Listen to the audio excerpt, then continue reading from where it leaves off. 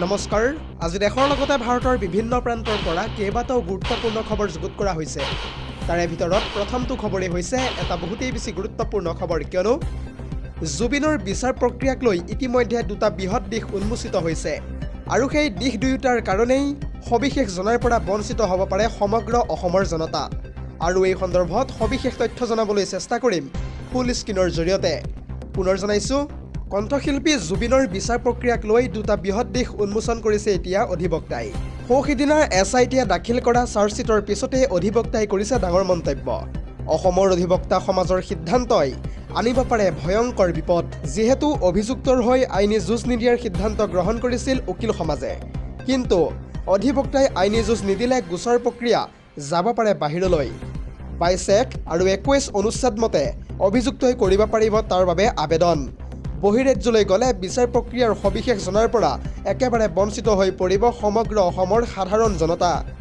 সাধাৰণ অনুৰাগীয়ে গমেই নাপাব কোন সাক্ষী আৰু কি বিচাৰ প্ৰক্ৰিয়া যদিহে অভিযুক্তৰ হৈ অধিবক্তা নাপায় তেন্তে অভিযুক্তই পাব চৰকাৰী অধিবক্তাৰ সুবিধা আইন অনুসৰি বিনামূলীয়াকৈ অভিযুক্তক যোগান ধৰিব লাগিব অধিবক্তা পৰৱৰ্তী খবৰটো হৈছে ৰাজনৈতিক প্ৰেক্ষাপটৰ এটা বহুতেই বেছি গুৰুত্বপূৰ্ণ খবৰ কিয়নো মুখ্যমন্ত্ৰী হিমন্ত বিশ্ব শৰ্মাৰ লগতে পীযুষ হাজৰিকাক এতিয়া পোনপটীয়াকৈ চেলেঞ্জ প্ৰদান কৰিছে বিধায়ক অখিল গগৈয়ে এই সন্দৰ্ভত মন্তব্য কৰি কয় যে শিৱসাগৰত মোৰ বিৰুদ্ধে নিৰ্বাচন খেলিবলৈ আহক মুখ্যমন্ত্ৰী হিমন্ত বিশ্ব শৰ্মাক শিৱসাগৰত মই থিয়ৈ একেবাৰে হৰুৱাই দিম আৰু যদিহে হিমন্ত বিশ্ব শৰ্মা নাহে তেন্তে পীযুষ হাজৰিকা আহক শিৱসাগৰলৈ মুখ্যমন্ত্ৰী আৰু মন্ত্ৰী পীযুষ হাজৰিকাক এনেদৰে এতিয়া চেলেঞ্জ প্ৰদান কৰিছে বিধায়ক অখিল গগৈয়ে 2024ত শিৱসাগৰত নিৰ্বাচন খেলিলে মুখ্যমন্ত্ৰীকো হৰুৱাই দিম বুলি এক প্ৰকাৰ মন্তব্য কৰিছে বিধায়ক অখিল গগৈয়ে পৰৱৰ্তী খবৰটো হৈছে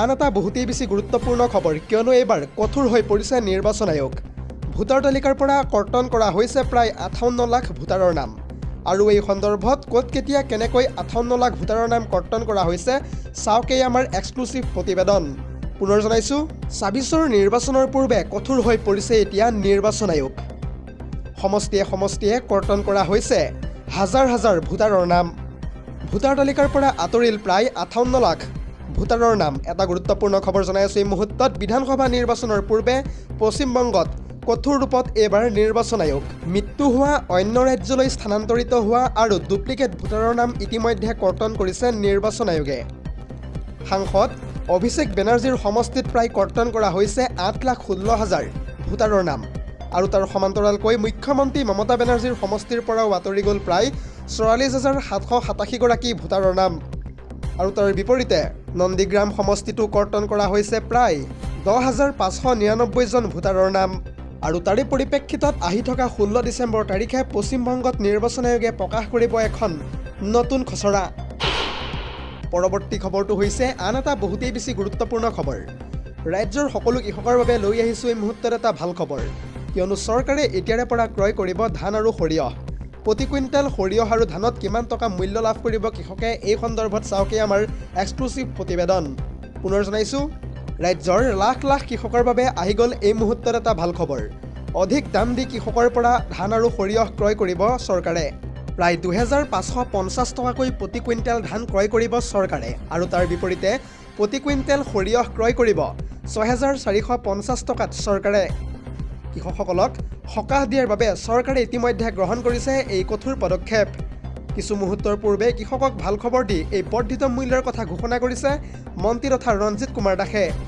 দৰ্শকসকল আৰু বহুতো গুৰুত্বপূৰ্ণ খবৰ আছে যদিহে আপুনি এতিয়ালৈকে এই ভিডিঅ'টোত লাইক কৰা নাই তেন্তে এতিয়াই লাইক কৰি দিয়ক আৰু এনেধৰণৰ খবৰসমূহ প্ৰত্যেক দিনে পাই থাকিবৰ কাৰণে চেনেলটো ছাবস্ক্ৰাইব কৰি কাষতে থকা বেল আইকনটো প্ৰেছ কৰি ৰাখিবলৈ একেবাৰে নাপাহৰিব পৰৱৰ্তী খবৰটো হৈছে আন এটা বহুতেই বেছি গুৰুত্বপূৰ্ণ খবৰ কিয়নো RSS আৰু বিজেপিৰ লোকসকলক লৈ ইতিমধ্যে কেইবাটাও বিস্ফোৰক মন্তব্য কৰিছে AIDFৰ বিধায়ক তথা আমিনুল ইছলামে এই সন্দৰ্ভত মন্তব্য কৰি কয় যে পাকিস্তানী চোৱাংচোৱাৰ অভিযোগত গ্ৰেপ্তাৰ হোৱা প্ৰায় 99% লোকেই হৈছে হিন্দু লগতে গ্ৰেপ্তাৰ হোৱা বেছিভাগ লোকেই RSS আৰু বিজেপিৰ লগত জড়িত RSS আৰু বিজেপিৰ লোকে পাকিস্তানৰ হৈ কৰে চোৱাংচোৱাগিৰি কৰা এই লোকসকলেই আকৌ দেশদ্ৰোহী সজাই মুছলমানসকলক পাকিস্তানী এজেণ্টৰ বিৰুদ্ধে পাৰিলে কঠোৰ স্থিতি গ্ৰহণ কৰক চৰকাৰে এনেদৰে এতিয়া AIDFৰ বিধায়ক তথা আমিনুল ইছলামে বিস্ফোৰণ ঘটোৱা দেখিবলৈ পোৱা গৈছে।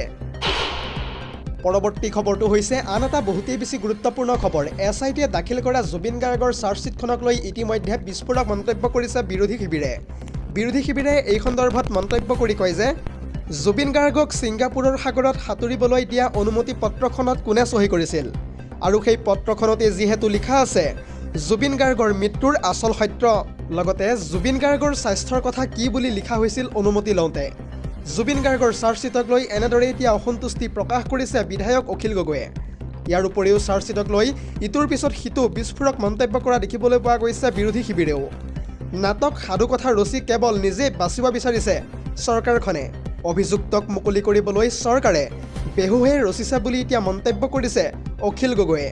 ইয়াৰ উপৰিও কংগ্ৰেছৰ ফালৰ পৰা কোৱা হৈছে যে ৰাইজৰ মুখ বন্ধ কৰিবলৈহে দিয়া হৈছে এই চাৰ্জশ্বিটখন, আৰু তাৰ বিপৰীতে ঘটনাস্থলীলৈ গৈ কি কাৰণে তদন্ত কৰা নহ'ল বুলি এতিয়া এক প্ৰকাৰ প্ৰশ্ন কৰিছে কংগ্ৰেছী নেতা তথা ৰিপুণ বৰাই।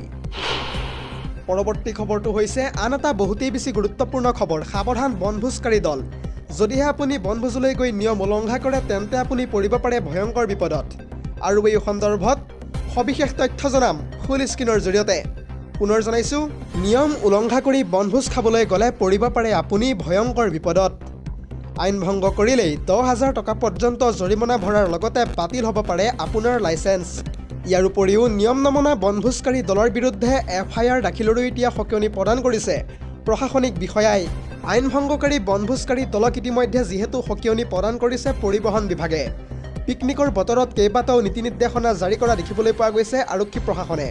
আৰু সেই নীতি নিৰ্দেশনাৰ বিৰুদ্ধে গ'লেই হয়তো হ'ব পাৰে আপুনি ৰঙা ঘৰৰ আলহী। চন্দ্ৰপুৰত ৰাইজৰ সেৱা ৰাইজৰ পদূলিত কাৰ্যসূচীত এই ঘোষণা কৰিছে BTO তথা গৌতম দাসে। পৰৱৰ্তী খবৰটো হৈছে আন এটা বহুতেই বেছি গুৰুত্বপূৰ্ণ খবৰ। আহি থকা 1 জানুৱাৰী তাৰিখে সমগ্ৰ ৰাজ্যবাসীয়ে পাব কেইবাটাও ডাঙৰ উপহাৰ। আৰু এই সন্দৰ্ভত ইতিমধ্যে যিহেতু বৃহৎ মন্তব্য কৰিছে মুখ্যমন্ত্ৰী শৰ্মাই।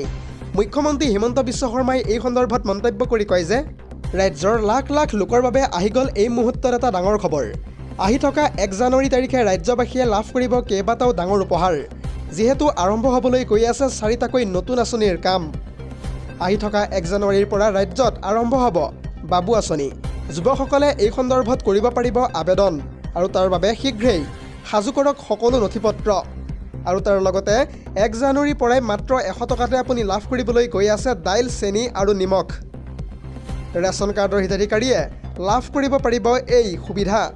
আৰু তাৰ লগতে 1 জানুৱাৰী তাৰিখে অৰুণোদয় হিতাধিকাৰীৰ বাবেও মুখ্যমন্ত্ৰীয়ে কৰিবলৈ গৈ আছে ডাঙৰ ঘোষণা। হয়তো বৃদ্ধি পাব পাৰে অৰুণোদয় আঁচনিৰ ধন। জানুৱাৰীত ৰাজ্যবাসীয়ে ৰন্ধন গেছতো পাবলৈ গৈ আছে বৃহৎ পৰিমাণৰ ৰাজসাহায্য।